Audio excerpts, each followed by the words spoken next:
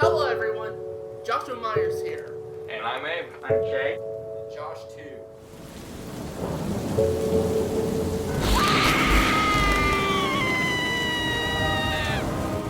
Hello everyone, Joshua Myers here, and today I'm going to be reviewing Dr. Seuss's The Lorax from 2012. From the creators of Despicable Me. What I want more than anything is a real tree. And the incredible imagination of Dr. Seuss comes The Lorax. Hey! Whoa. It's the eye-popping, jaw-dropping, Ow! high-flying, heart-stopping Clear!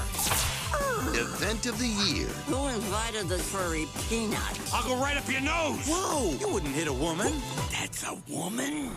Dr. Seuss's The Lorax. In real me and IMAX 3D. Rated PG. Dr. Seuss's The Lorax stars Danny DeVito, Ed Helms, Zac Efron, Taylor Swift, Betty White, and it's directed by Chris Renaud, I think? Here's his name right here. Plot of Dr. Seuss's The Lorax is that 12-year-old Ted will do anything to find a real truffula, I think that's how you pronounce it, if not, it's right here, tree in order to impress the girl of his dreams. As he embarks on his journey, Ted discovers the incredible story of a grumpy yet charming creature who speaks for the trees. Before I get started in with this review, I have reviewed some of the other Dr. Seuss movies. I've so far reviewed the 2 Grinch films. I've reviewed The Cat in the Hat. I have not seen this film, by the way. This was my first time watching it. I've heard a lot of bad things about this one, and I wanted to see if it was just as bad as I heard, and I guess we'll just get to my thoughts.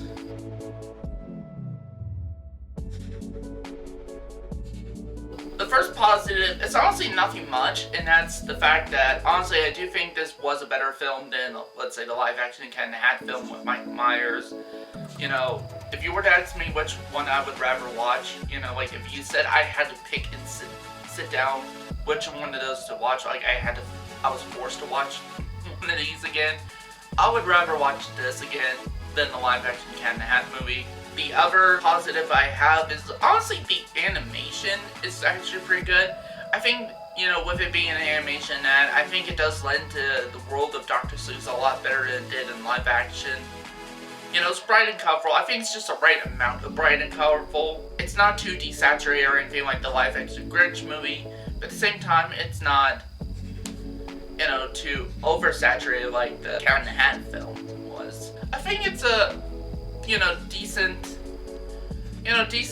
you know, saturated film with like bright, beautiful colors in that, and actually it does have like a beautiful landscape and everything like that, and just the animation itself is pretty good. It's cute and everything. The next positive I have here, and this is going to be the last positive I have for this film, and that there is actually a touching moment here in this film.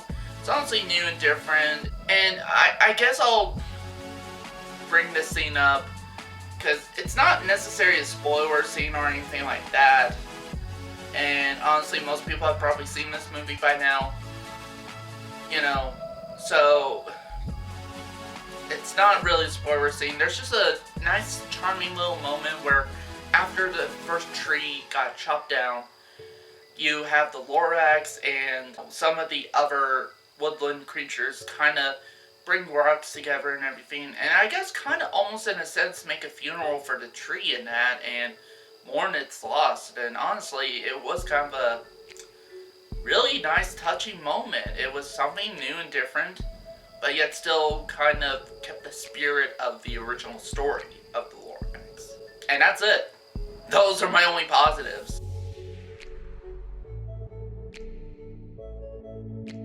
There's so many negatives with this film. To be honest, I was kind of surprised I found any sort of positives with this movie. For one, some of the casting I think was a bit off, really. Like, you have Zac Efron, who at the time was 26 years old. Was a 26-year-old man voicing a 12-year-old kid. And boy, does it not seem right. Like, either A, that kid must have went through early puberty, or B, it was just poor casting, actually. I think that's all it was, you know. They should have gotten, to be honest, somebody like Tom Holland to voice this character rather than somebody like Zac Efron. Because at least Tom Holland, I know, could do, like, basically, like, a younger voice really well. Just came off as really distracting. Plus, honestly, throughout the film, as far as casting goes, you could tell these were celebrity voices. They have Betty White in here, and I was watching it with somebody, you know, for my review, and that somebody said basically, like, when she saw Betty White's character, it's like, oh, that must be Betty White. Oh, that must be Danny DeVito. You know, and all of them, and yeah, so it was pretty recognized, like, they were recognizable voices that, honestly, is kind of distracting a bit. I would have got some unknowns if that was the case, and, like, even if I did got celebrities, I would have got somebody who could almost seem like, you know, you wouldn't be able to recognize them, and have them be, you know, just, you know, almost like those are the characters. You're hearing the characters, not the celebrity voice actors that, you know, got picked. Also, another negative I have is the story. The story is like, it's all over the place, really. For one, it's trying to give I guess, a positive message about, you know, not having to cut down too many trees or anything like that. You know, like conserving nature and everything. But at the same time, too, it seemed like it was confused because, for example, they had it's a musical, so there are song numbers in this film, and most of the songs are about commercial and productivity and that, and there was only one song, which was played at the end, that says, actually give a crap about the trees. Honestly, do you not find at least a little bit of a problem with that? Almost seems like it's hypocritical, and knowing that, we get yet another villain, which yes, there is a villain in this movie, whereas in the original story there wasn't, which really pissed me off, that the fact there was a villain in this. But what pissed me off even more was how they handled said villain, and what type he was. First of all, I will admit, he is designed to look like it's almost like a rip-off design of Edna Mode from The Incredibles, and the voice is also one that doesn't fit that design. So that's problem number one. Problem number two is just another villain, like one-note villain, like with no redeemable qualities whatsoever, nothing like that. Nothing that can make him, you know, complex and or interesting, and actually try to make him human. And knowing that, one of the biggest insults with this villain is the fact that it's yet another villain that's like, you know, a big bad corporation type monster, which for me, I'm like, can't we just get rid of these villains? Again, like I said in one of my previous reviews, there was another villain like that, and for me, I'm like, these two types of villains, like an antagonist, are ones I think are so overused to the point where it's become a cliche now, and every time they do it, they don't seem to add any depth to the villains and that try to make them human or anything like that. And that's one, the big corporate, you know, monster that tries to take over people's lives or a person's life or anything like that. That's one I'm getting tired of. Another one is, and we got this in Venom, which, if you see my previous review, you know I didn't care for that, and that's, you know, the type of villain in which it's like, you know, humans are bad. Humans are the ones to be blamed for everything, the misery that the planet has suffered through.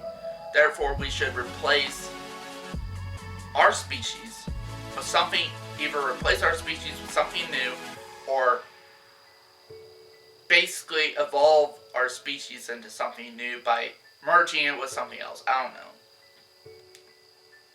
I'm just sick and tired of those villains. It's like, Hollywood, get away from these villains. And here's the thing.